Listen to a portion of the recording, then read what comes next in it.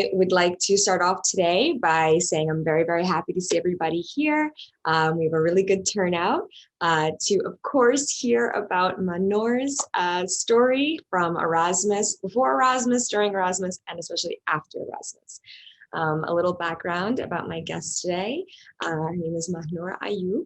She is from Pakistan originally, and she has a lot of accomplishments for a young age of 26.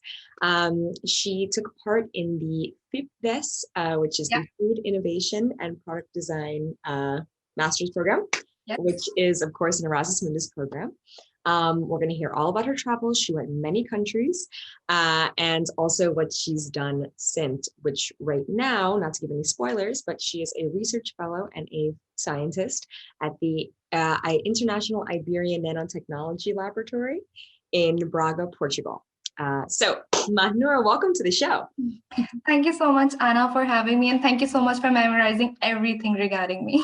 Always, always. This was so much fun to talk with you and to get to know your story. We're going to learn a lot, especially about ice cream. So anyone who's interested in ice cream, please stay tuned. So let's start off with something simple. Let's tell me a little about your background, where you come from, and what your life was like just before you applied to your program. Okay, so I'm basically from Pakistan, as you mentioned, from a city called Faisalabad. My background is in, I did my bachelor's in food science and nutrition with specialization in nutrition and dietetics.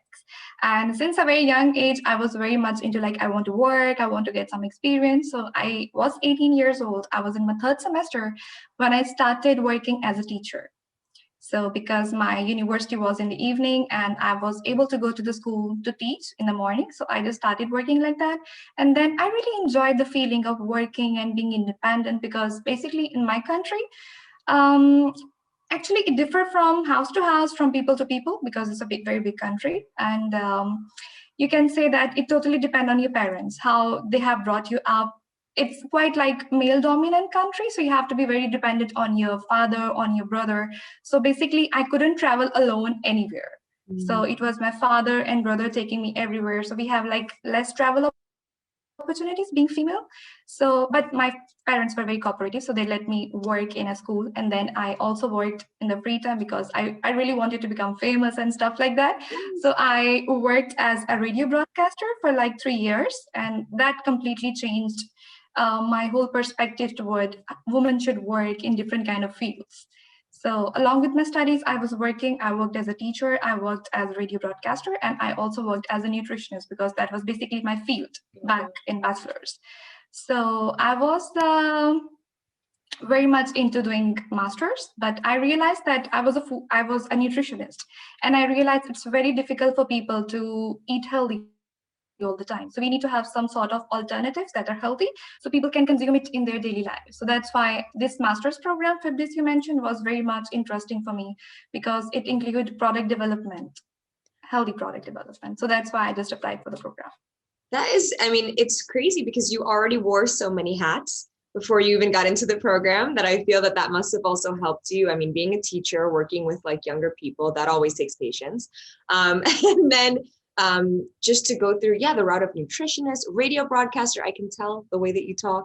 I can tell you've had some training in that, but it's really, really cool. So now let's go into the program itself. You've talked now about how, travel opportunities were limited. There was a lot of, kind of consent that you needed from male family members to do things that you wanted. So now we're taking a totally different approach and looking at a full funded scholarship to go and travel around Europe for 2 years and study. So tell me how it was in FIPDES, this Erasmus Mundus program.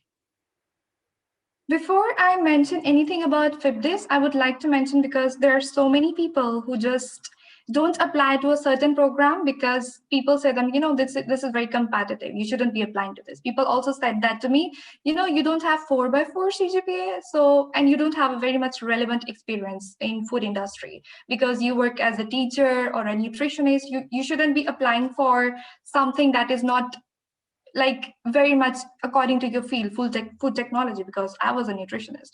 So people told me like, why don't you apply to China, or why don't you apply to Korea, because they have less competition. Erasmus, Mundus, my God, it's very competitive. So you shouldn't be applying for that. So guys, if you ever listen to those kind of things, just ignore, just apply, and maybe it's your opportunity to get something that you never ever imagined. And yeah, and in 50s, like I mentioned you that I never traveled even to any other city alone myself in 22 years of my life.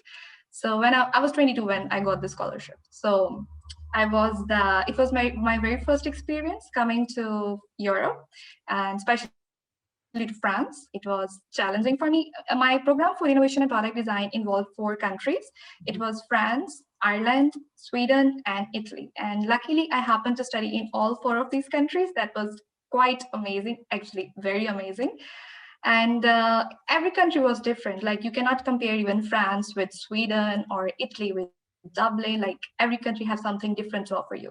And I believe that as I traveled a lot, I met so many different people. It has brought a different kind of energy and confidence in me that now I can travel anywhere. I have become more socialized, like meeting international people and working alongside with different people. I have learned quite a lot of things. So this experience has changed my life, because even in my class in 50s, there were 19 nationalities in a group of 25 people. Wow. So Would you mind naming just some examples of some of the it nationalities? was from everywhere, like from Mexico, from Germany, France, India, Bhutan, Nepal, Pakistan, and Costa Rica, Peru. So there were like so many countries. I didn't even Guatemala. I didn't even know the name of such countries. And then we were classmates. We were like a 50s family together, working together on different projects. So I learned quite a lot of things. When I came here, to be honest, there were so many things I didn't know. I was like very confident. Oh, I know many things. I worked as a radio broadcaster. I know this, I know that. But when I came to France, I literally locked myself in a room for like 3 months, because that was completely different from what I imagined, like the culture, clothes, language. Yes. And what So part of France were you in? Just to have like I some. was in Paris. Ooh, okay, yes. That's a lot to get used to. That's a Yes, I was in Paris. I was like, that was quite different from like what I was used to live in. So yeah, yeah, that was absolutely. challenging. And actually to tie this experience of like, getting acclimated to a new culture and a new country and new people, because I think a lot of applicants, myself included, you have this idea of like, this is going to be, I don't know, Emily in Paris or something. It's going to be something fantastic. I'm never going to have a bad day. I'm never going to have any culture shock, which is something that in my studies as well, I was a little taken aback. I was like, oh my gosh, I'm jet lagged, but also everything is a different currency and a name. And, I wonder when you're going through the application, or if you could give any advice to people going through the application right now, in terms of expectations versus reality, like how open they should be to maybe something that's outside of their comfort zone, but that can help them grow. Yeah, what I feel like after applying, when I applied to FIBDIS, that was my very first time to apply in any kind of international program. I never did that before. But the thing is that when you want to apply somewhere, I think this is a very good strategy. Just try to join some groups that are very much relevant, and try to visit those groups on regular basis, because sometimes people post a question and then other people post the answer, so you can know what people are having, what kind of difficulties they're having. And then do not copy anybody's thing, like don't copy their cover letter or recommendation letter, because that's their motivation and you cannot portray yourself like that. So I think the biggest mistake people do when they apply to any sort of program is just like, we don't want to do anything, we don't want to do IELTS, we don't want to write a cover letter. They just take a cover letter, they just like change the university and copy paste everything. So Yes, yes. you cannot take their motivation as yours, because you have a different personality and you have a different kind of motivation, and that's what they wanted to see. And even if you don't have any sort of very relevant experience, but just mention all the experiences you have. For example, when I was working as a radio broadcaster, many people told me like, you shouldn't be mentioning these kind of things because they are not interested in this. Write something if you have sort of relevant experience in the food industry. But I think that my professor mentioned that your radio experience was very much appreciated, because these kind of experiences show that you have some sort of skills like communication skills, you have leadership skills. So whatever you do, in fact, I would suggest that go ahead, other than just like working in your specific field, get some sort of experience and mention that in your CV or somewhere in the cover letter. Definitely, definitely. And I think that that's a good tip because it also reflects the nature of Erasmus as well. Like you said, there are a lot of international programs out there. Korea, there's a lot of places that you can go and study abroad, but Erasmus Mundus has obviously a very popular program, but they're not looking for one type of candidate. And I think that's the best part. Even when I was applying as, as an American, I wasn't sure like what the requirements were going to be, if it was going to be the same type of admittance or anything like that, but you don't know unless you try. So that's always a good tip. And not only in applying for this, but you in life, you don't know unless. And even if you don't know, nobody knows that whether they will be admitted in a certain program or for a job. You have to apply, because if you don't apply, you reject yourself even before applying. So there is like no hope. And there's no penalty really for not for applying and not getting in. It's just something to add to your repertoire of experience and try again the next time. That's the best part about these programs. You can just keep trying. Yeah, what I did, that was my first experience writing cover letters. So by that time, when I applied for Erasmus, to be honest, I didn't even know how to write a cover letter properly. So what I did, I contacted two Erasmus people who won the scholarship. So I asked, hey, can you please send me a cover letter? I just want to have a sample. So because they won scholarship on that kind of cover letter. So, okay, I just took the format that first I mentioned their bachelor's, like their background, then their experience, their work experience, and why they want to apply for the position. Many times I just see that people just like write whatever, because they just copy paste something, took something from Google, and then it doesn't make any kind of sense. Yeah, no, absolutely. Absolutely. It's got to be authentic.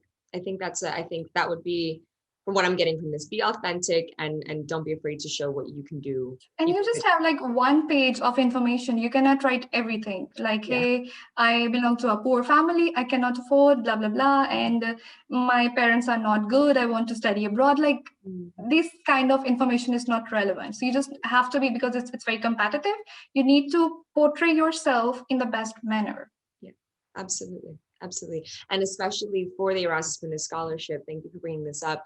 A lot of applicants are very focused on getting the scholarship. And of course, it's a prestigious thing. It's something that would help a lot, especially a student.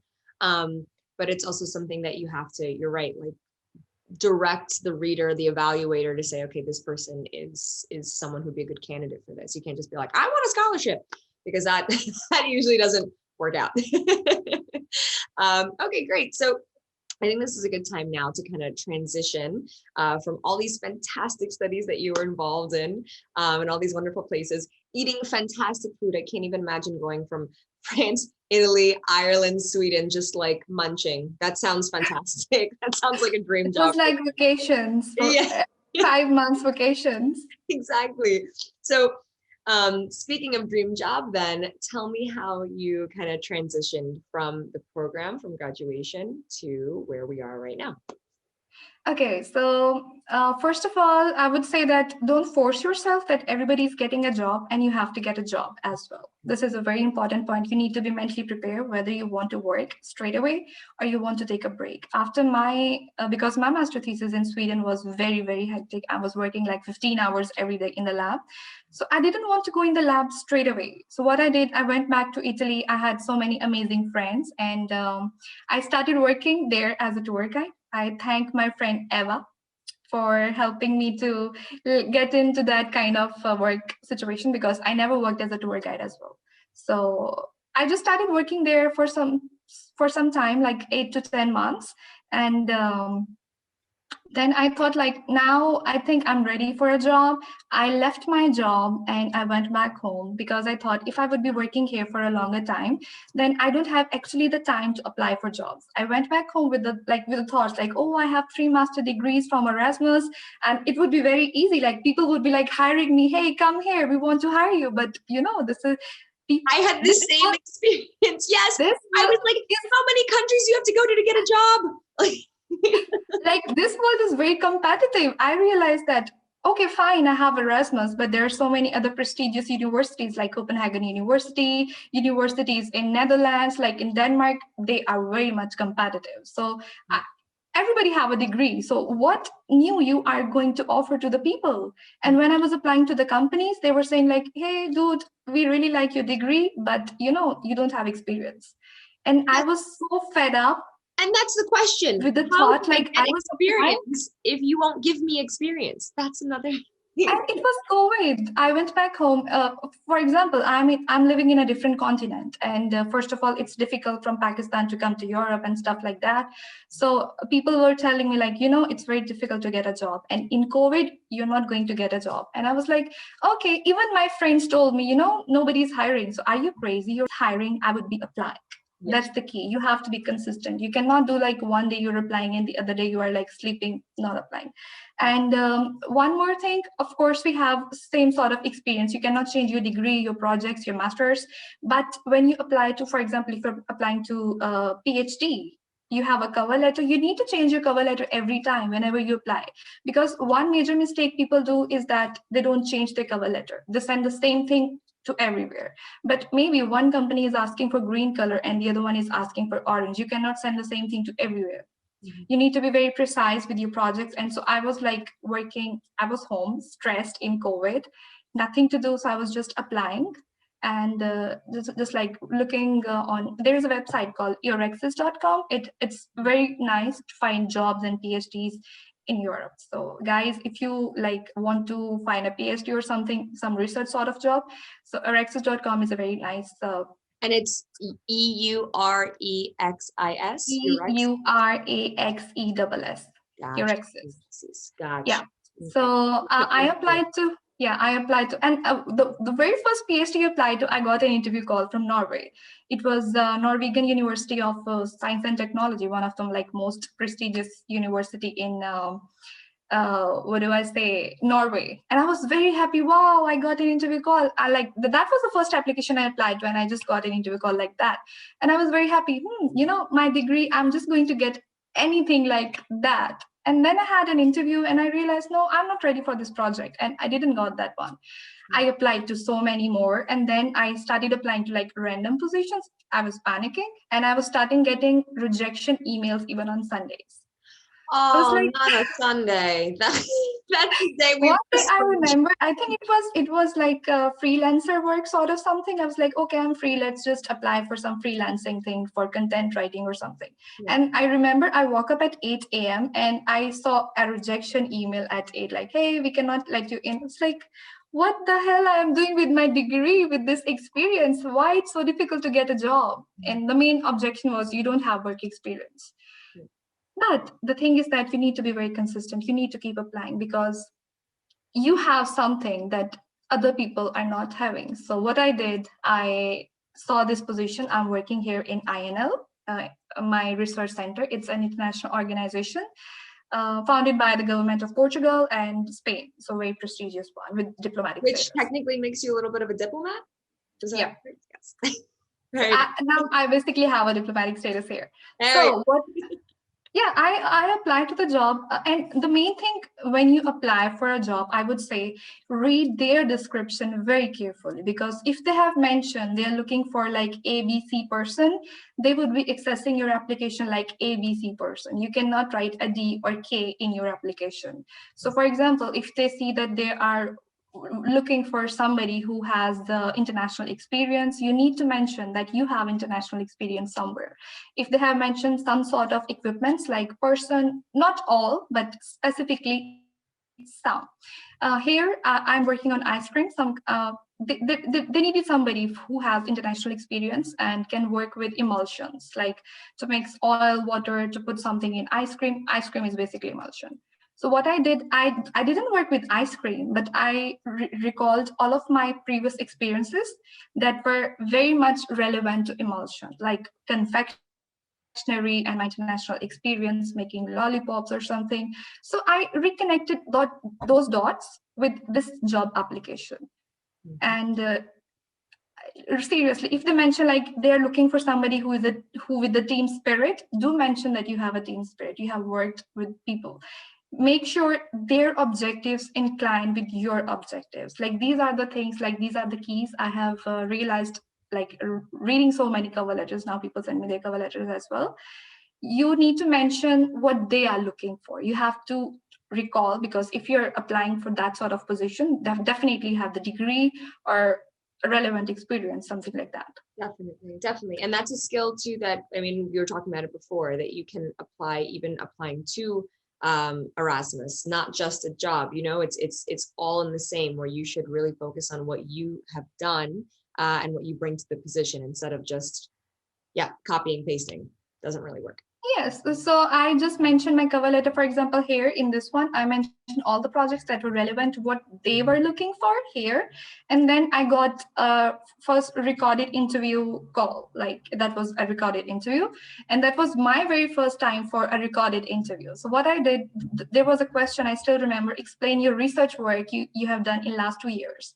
So instead of just making a roller coaster, what I did in that question, I mentioned all the equipments I literally worked with, which were mentioned in the application they were looking for. Gotcha. So you getting my point? Yeah. Like they mentioned that somebody who have worked with texturometer, HPLC, blah, blah, blah. And I literally worked with those equipments, microscope, electron microscope. So I said that in last 2 years, I worked on these projects and I used these equipment. So they know that, okay, we are looking for this person and this person is very much relevant to that. Gotcha. So That makes sense.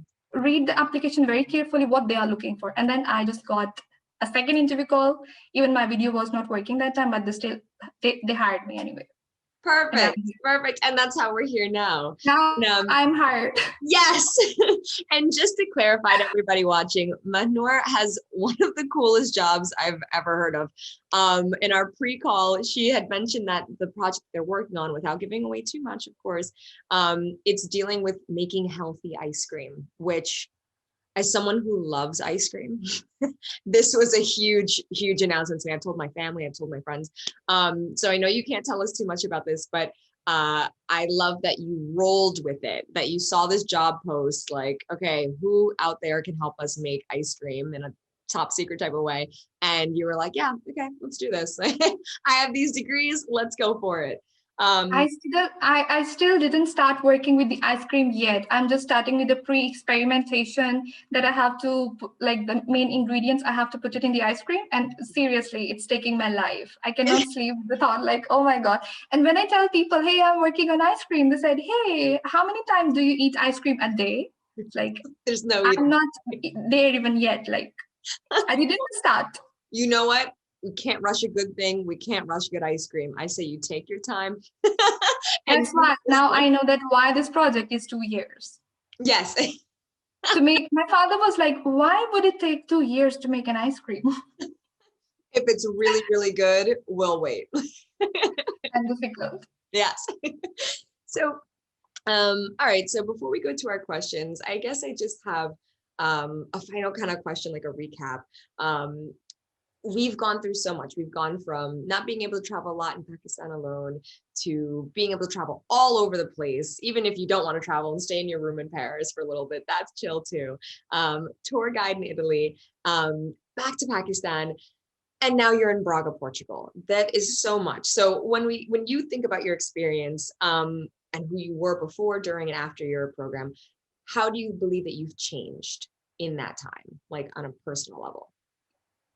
I think I have learned so much from people. Like everybody has something to offer. The world is so colorful with different colorful people. So like this is very crazy that when I came here, I didn't know how to write a scientific paper. So now I learned it from my fellows. I learned how to be socialized, how to have fun from like, and I think that I was confident before but that was just like with one sort of people, not with all kind of people. But now here, I think I have grown so much personally, mentally, socially, and professionally as well. So I think this was a great like turnaround in my life, and it has changed my life forever. Now you can leave me in Antarctica for like 10 days, and I would survive. Beautiful, beautiful. You can put that on the resume too. Drop me down. So I'd like to open this up to any of the participants. If you guys have any questions or anything at all, I had seen that someone before had asked the question of what program that you were in. For that person, Inez, I believe, it is the Food Innovation and Product Design Master's Program. It's an Erasmus Mundus program, and you can look it up. FIPTES, it's called. So yes, if anybody has any questions, feel free. We have about 5 minutes left. So in that time, while anybody's formulating questions, I just kind of want to recap the themes that we've gone over. One of the ones was definitely perseverance. And Mahnoor, I want to thank you so much for bringing that up, because we do need to have perseverance, not just in applying for Erasmus or jobs, but in life. So I really, really appreciate that you come from a place where you've embodied that. So thank you for reminding us of that. You got a question? Yes, you remind us of some good tips, like Deepayan, thank you for your question. Do you have any tips for getting relevant work experience? Yeah, for relevant work experience, mostly you have to do it for free, because internships, if you find some sort of workshops, if you find some sort of competitions, do apply for that. I remember that even I was just like participating in food product development competitions, like make something iron rich, just like that. So then it helps to put something relevant in your CV. If you want to have some kind of relevant, you can have an online course. And yeah, just try to apply for some internships that are available in your city. You can like volunteer, something like that. So that would be easier to get, because most of the people don't want to pay. Yeah. If you get paid, much better. If you just want to have some sort of experience, then I would say that you can have some volunteer work experience as internee. Definitely. And I would also add to that, that if you really want to get paid, there are paid positions out there. There is paid work experience, but you do have to do a little extra work, because you're right, it is more common to find non-paid things, but they're out there. Another question we have here from Hiba is, hi Hiba, in addition to Euraxis, what job search platforms did you use? Basically, I really like Erasmus, and then I was open for PhDs as well, because if I like the project, I could go for a PhD. So you need to be very clear whether you want to work for a PhD or you want to work like in a food industry, or you want to work as a nutritionist. So basically, with that, you have to make your mind what kind of specialization you want to opt. In food sciences, it's not just food science. You have job opportunities in product introduction, in food quality, research and development, food packaging. So you need to be very much precise. First of all, what kind of work you would like to do, you would like to see yourself working in the coming years. And then I was working on Find a PhD. That was one website, and Erasmus, like two. And then I was in some groups, in scholarship network groups that post positions on regular basis. So that helps as well. And you can also post like, hey, if somebody knows some position, I have this kind of experience, please do let me know. And if there is somebody who is looking for somebody with your relevant experience, might contact you. Definitely. And did you, oh, okay, we have another one actually. I'll save my question. How much did your soft skills matter in your motivation letter and CV? I think a lot, because this time when I was hired in INL, my HR mentioned that we hired you because of your soft skills. You might have all the knowledge of the world, you might be very good in equations and experimentation, but if you do not know how to portray, how to communicate with your colleagues, I think that would be an issue for them as well. Definitely. So communication is the key. Just try it, and nobody just learn, like nobody is born with that kind of skill. You have to develop it over and over. If you are scared of doing something, just do it anyway. Just don't make the face expressions like that. Yeah. Just do it. Just like I just want to quote an example. When I was working as a tour guide, they asked me to have a demo interview, like a practice test. So I was just like, before going there, I was thinking like, hey, this is not my field. I should just say no, I couldn't do that. And then another thought just came in my mind that, okay, if they say me no, it's okay, but I cannot reject myself before. So that would be like a failure for me. Otherwise, I would say at least I tried. So just like try whatever kind of skill you have. Even if you're working as a waiter, you are gaining communication skills. Absolutely. Even if you're working as a tour guide, as a call center, on a call center, and do mention these kind of things somewhere in your application, in your CV, or somewhere in the cover letter. And make sure that your cover letter is somehow different from your CV, because if you're giving the same thing in both documents, then it wouldn't be worth it. Of course, it should have a connection, but not like the same thing in your CV and your cover letter. Definitely, definitely. Okay, and we have a last question from our same friend. Do online courses matter on your CV, like courses from Coursera or edX? Okay, so first thing, I would say that everything matters. If you have it, it's good. If you don't have it, it's fine. Because if you have something else other than the courses, if you have some sort of internship, if you have some sort of winning competition certificates, it would work for you. It depends how many, because the world is never satisfied from you. Even I have 3 master degrees, but still like they ask me, you don't have experience. I have so many different kind of work experiences. They still say that, oh, we need at least 2 years of work experience. So whatever you have, it's good. And if, for example, if it's hard for you to get an experience from an industry, I would say that, yes, it's good to mention on your CV. Then they would say that, okay, this person have this kind of interest in these kind of subjects, so that would be good. Gotcha. Everything is good. Absolutely, absolutely. I 100% agree. And okay, so we we have a lot of questions that are still coming in. I do think we have to cut it.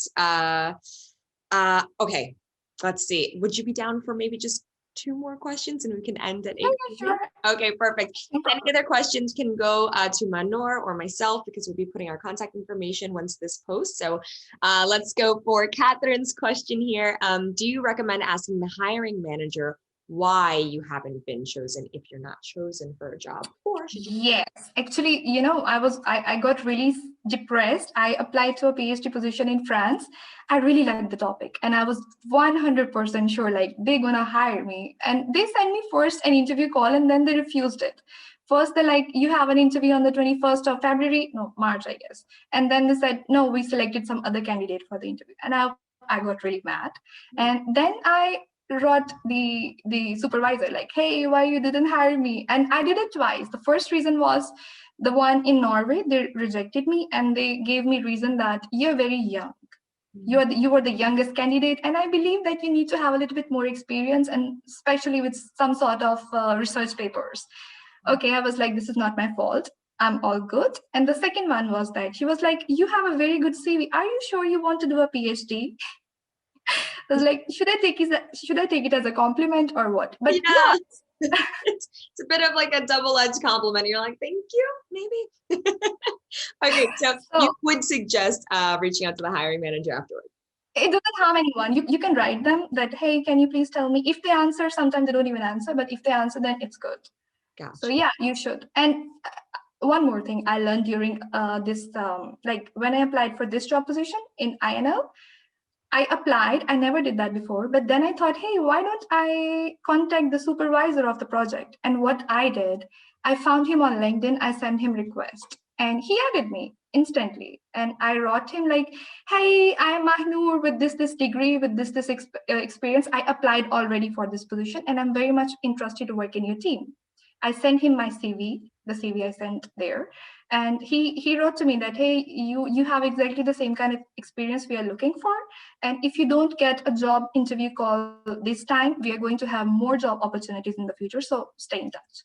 I was like, okay, he liked my CV. And he literally did like my CV. This way, if they like your CV on the first go, they remember you when they see the rest of your application. So I think that's a good approach as well. When you apply, try to contact the supervisor or the manager in a very good way, in a professional way with your CV, or maybe with your cover letter as well, just to show your interest. So they remember your name before looking on your full application. That's a very good tip. That's a very good tip. So I think that adds to our list of tips, which are definitely be perseverant, go for what scares you, even if you don't know if you're going to get it. Definitely make yourself stand out however you can. And I think this all kind of goes into the ways of being authentic when applying for anything, not just a master's program, not just a job, but in life. You know, follow your passion, figure out what works for you, what you've done, what you want to do, and tie them together to make something that I do send emails to people without any reason. Like if I see something, I know.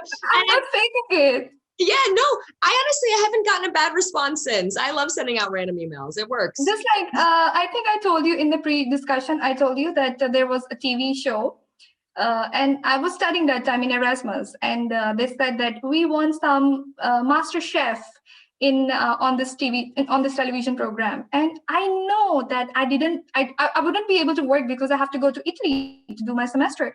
I just send them an email. Hey, can you please send me the CV? Can you send me the email ID because I want to send my CV just for fun? And then they had a show, like a cooking show on in my city, and they offered me like, hey, you have radio broadcasting experience, would you like to come here to host the event? And I was like, hey, why not? Do everything. It really helps you to build your confidence and to put it in your CV as well. So just send random emails in a good way to people that would benefit you. Yes, not too crazy. This is how I entered Emma. I just sent an email to the coordinator, like, hi, I want to join Emma. And she invited me to Austria for a fully funded trip to join the General Assembly. So this is how I work. Like I just sent random emails. You got to take a chance. I love that. I love that. So we have to end here, but I just want to thank you so much, Mahnoor, for being here with me virtually as much as we can. And for everybody who's come out here today, our last question had to do with connecting. So this is a perfect segue. Anybody who'd like to connect, we're going to have our contact information in the recorded post of this. There'll be bits of this floating out on social media. But I just want to thank you all for being here. This has been fantastic. Mahnoor, you are an inspiration, and I can't wait until your ice cream comes out because that will be. Thank you. I'm going to invite you to have a try. There we go. Vanilla with sprinkles, that's my type. All right, everybody. Have a good rest of your Sunday. And thank you so much for being here, guys. Thank you. And I wish you best of luck if you're applying anywhere. Absolutely. And we'll be around every week. Thank you so much to our first guest, and have a good weekend, everybody. Bye-bye.